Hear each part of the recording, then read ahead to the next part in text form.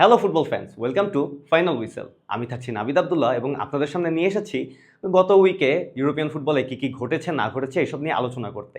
So jersey গায়ে দিয়ে বসে পড়ুন এবং আজকের আলোচনা শুরু করা যাক।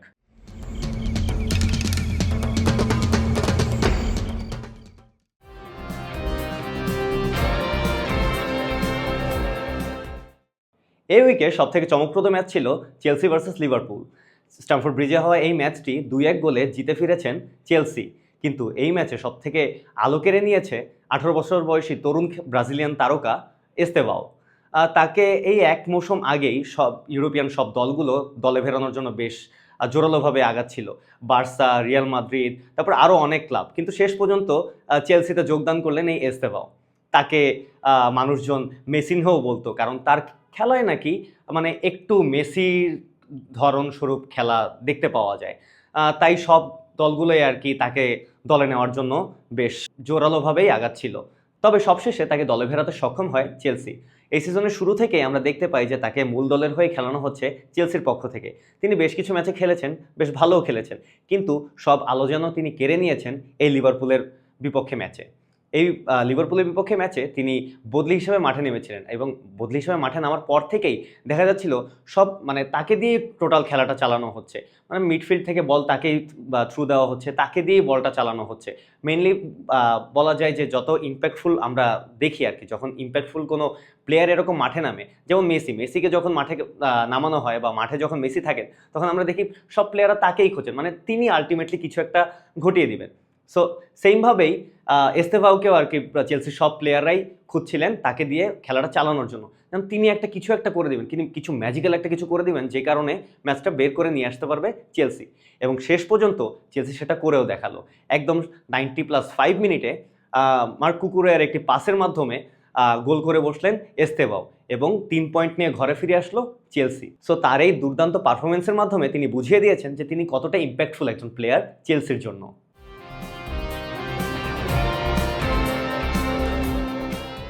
গত উইকের সেরা গোলগুলো নিয়ে যদি কথা বলতে হয়, তাহলে মার্কাস রাশফোর্ডের গোলটি নিয়ে তো কথা বলতেই হয়। কি সুন্দর একটি গোল ছিল, তাই না? বা গোলকিপারের মাথার উপর থেকে পাওয়ারফুল একটি শটের মাধ্যমে গোলটি করা হয়েছে, তাও আবার ছিল গোলটি ভলির মাধ্যমে। ফার্স্ট টাচে এত সুন্দর একটি ফিনিশিং, মানে মার্কাস রাশফোর্ড যে এরকম গোল করতে পারেন তিনি তো আগেও সেটা প্রুফ করেছেন। ইউসিএলে তিনি দেখিয়েছেন যে তিনি কত সুন্দর সুন্দর কত চমৎকার গোল করতে পারেন। তো তিনি আবারও সেম এবারও করলেন, কিন্তু বার্সা যেভাবে আর কি ম্যাচটি পয়েন্ট খোয়ালো, সেটা আর কি এই গোলটার যে কতটুকু ইম্প্যাক্ট থাকতে পারে এই ম্যাচে, তা আর আমি কি বলবো, আপনারাই বুঝে যাচ্ছেন।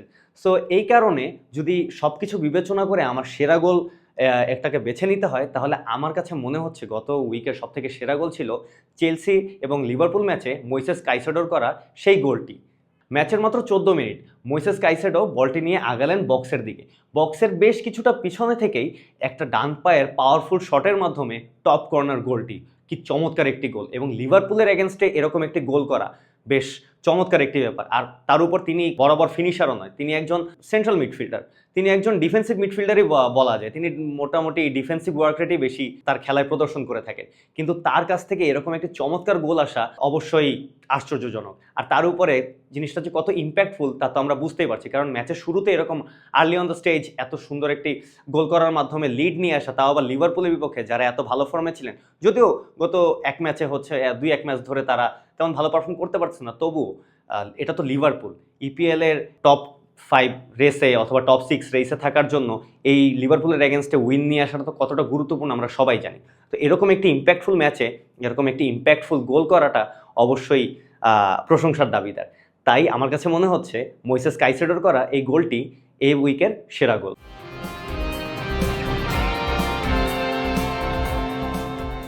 গত সিজনে বেশ দুর্দান্ত এবং ভয়ঙ্কর পারফরমেন্স করার পরে এই সিজনে অবশ্যই বার্সা ফ্যানরা খুবই আশা করেছিলেন যে এবার তারা আরও হয়তো ভালো খেলবে, কারণ এই সিজনে তারা অনেক কিছু মানে গত সিজনের টিম তো আছেই, সঙ্গে কিছু অ্যাডঅনসও হয়েছে, তো তাদের বেঞ্চও মোটামুটি শক্ত হয়েছে।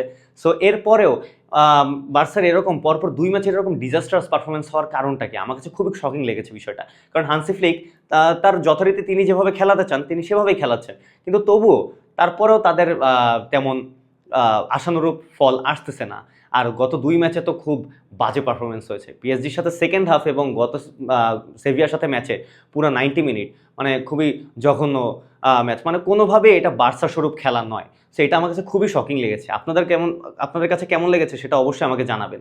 কিন্তু যদি গত উইকের সবথেকে শকিং কোনো মোমেন্ট ধরে নিতে হয় তাহলে বার্সার এই হার আমার কাছে অবশ্যই শকিং একটি মোমেন্ট।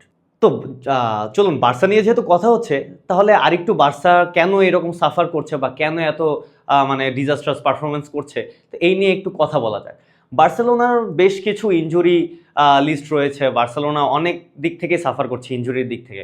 গত সিজনের সবথেকে ইম্প্যাক্টফুল প্লেয়ার রাফিনিয়া এবং লামিন ইয়ামাল দুজনই এখন ইনজুর্ড। তার উপর মিডফিল্ডেরও যদি কথা বলতে হয়, মিডফিল্ডেও কিছু কিছু প্লেয়ার রয়েছে যারা খুবই ইনজুরির মধ্যে দিয়ে যাচ্ছে, যেমন ফেরমিন লোপেজ খুবই ইম্প্যাক্টফুল প্লেয়ার ছিল গত সিজনে, এবং এই সিজনেও প্রথম দিকে আমরা দেখতে পেয়েছি যে তিনি কত ভালো পারফর্ম করতে পারেন এবং কতটা ইম্প্যাক্টফুল একজন প্লেয়ার, যে গুরুত্বপূর্ণ ম্যাচে তিনি কতটা ইম্প্যাক্ট রাখতে পারেন একটা ম্যাচ বের করে নিয়ে আসার জন্য, তা তো আমরা দেখতেই পারি। প্লাস পাবলো গাভিও ইনজুর্ড, তারপর জোয়ান গার্সিয়া, এরকম আরও অনেক প্লেয়ার রয়েছে যারা হচ্ছে বার্সার ইনজুর্ড।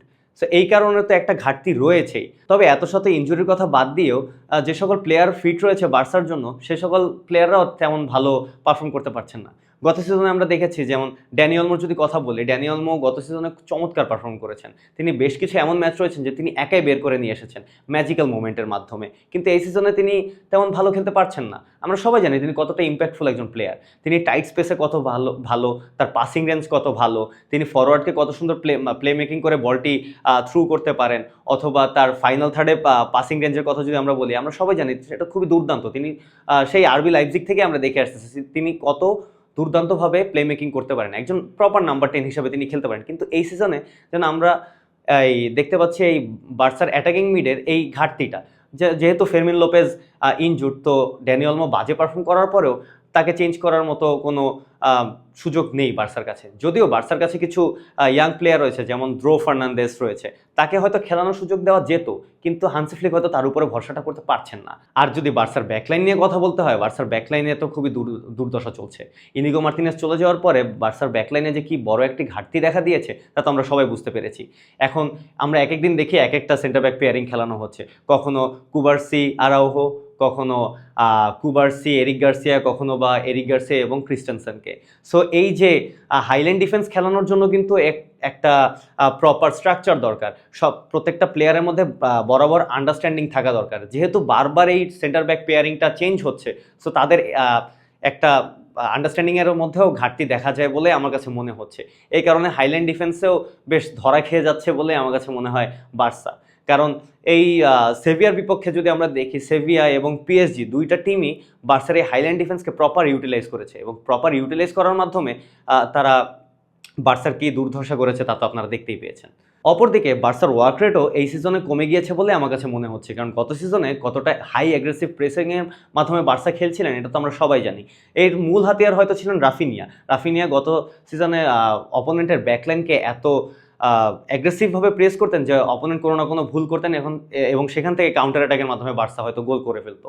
কিন্তু এই সিজনে যেহেতু রাফিনিয়া এখন ইনজুর্ড, তাই আমরা হয়তো এই জিনিসটাকে মিসিং দেখছি বার্সার কাছ থেকে। এছাড়াও বার্সার মিডফিল্ডেও কিছুটা ঘাটতি রয়েছে বলে আমার মনে হচ্ছে, যেমন ফ্র্যাঙ্কি ডিয়ং তার বরাবরের মতো ফর্মে খেলতে পারছেন না, আর পেদ্রি গত 2 ম্যাচে তেমন ভালো পারফর্ম করতে পারেনি। আমরা যদি দেখি, পেদ্রি হচ্ছে বার্সার মেইন ক্রিয়েটিভ প্লে মেকার, অথবা বল প্রোগ্রেসিভ অ্যাকশন তার কাছ থেকে সবথেকে বেশি আসে এবং তিনি সবথেকে বেশি রিকভার করে থাকেন। যদি আমরা এই স্ট্যাটসটি দেখি তাহলে আমরা দেখতে পাবো যে গত এই সিজনে তিনি সবগুলো ম্যাচে কতগুলো রিকভারি করেছেন। এই সিজনের যদি আমরা খেয়াল করি, দেখি পেদ্রি মায়োরকার সাথে 103টি, লেভান্তের সাথে 144টি, এরকম বরাবর সবকটি ম্যাচে তার ধারাবাহিকভাবে পারফরমেন্স রয়েছে। তিনি বল রিকভারিতে বা বল ইন্টারভেশনে চমৎকার পারফর্ম করেছেন। কিন্তু যদি আমরা একটু লক্ষ্য করি, এখানে আমরা দেখতে পাবো রায়ো ভ্যালেকানো, পিএসজি এবং সেভিয়ার সাথে তার ইন্টারভেশনগুলো, মিডফিল্ড ইন্টারভেশনগুলো তেমন ভালো নয়। তো এখানে তার 3 ডিজিটে তার ইন্টারভেশনগুলো নয়। একটা রায়ো ভ্যালেকানোর সাথে তার ইন্টারভেশন হচ্ছে 83টি, পিএসজির সাথে 61টি এবং সেভিয়ার সাথে 66টি। তো এখানে বরাবরই বোঝা যাচ্ছে যে যেহেতু পেদ্রি এখানে তার ফিজিক্যাল ব্যাটেল জিততে পারছে না বা বল রিকভারি করতে পারছে না, সো এই কারণে বার্সা সাফার করছে। পেদ্রির একার অফ ফর্মের কারণে যে পুরো বার্সেলোনার টিম নড়ে যাবে এটা তো মানা যায় না। বার্সেলোনার টিমকে অবশ্যই কালেকটিভলি ভালো খেলতে হবে। যে কোনো একটা প্লেয়ারের অফ ফর্ম যেতেই পারে একদিন, একদিন অথবা কয়েক ম্যাচ ধরে অফ ফর্ম যেতেই পারে, এই কারণে কি পুরো টিম নড়ে যাবে? না, এটা তো হতে পারে না। প্রত্যেকটা প্লেয়ারকেই তাদের দিক থেকে ভালো পারফর্ম করতে হবে, বেস্ট পারফর্ম করতে হবে, তাহলেই তো টিম আগাবে। যদি লালিগা রেসের দিকে আমরা খেয়াল করি, লালিগা টেবিলে এখন টপে রয়েছে রিয়াল মাদ্রিদ। তবে রিয়াল মাদ্রিদকে টক্কর দিতে হলে বার্সাকেও সমানতালে ভালোভাবে খেলে যেতে হবে। ঠিক কয়েকদিন এই ইন্টারন্যাশনাল ব্রেকের পরেই হচ্ছে এল ক্লাসিকো রয়েছে। সেই এল ক্লাসিকোতে অবশ্যই ভালো পারফর্ম করতে হবে বার্সেলোনাকে, ম্যাচটি জিতে বের করতে হবে, যেহেতু 6 পয়েন্টের একটি ম্যাচ। সো এই ইন্টারন্যাশনাল ব্রেকে বার্সেলোনা কত জোরালোভাবে আবারও ফিরে আসে এবং তাদের দলকে আরও কীভাবে সাজায়, এটার দিকে আমরা অবশ্যই নজর রাখবো এবং এরকম আরও আলোচনা নিয়ে আমি আবারও আসবো আপনাদের মাঝে। ততদিন পর্যন্ত আল্লাহ হাফেজ।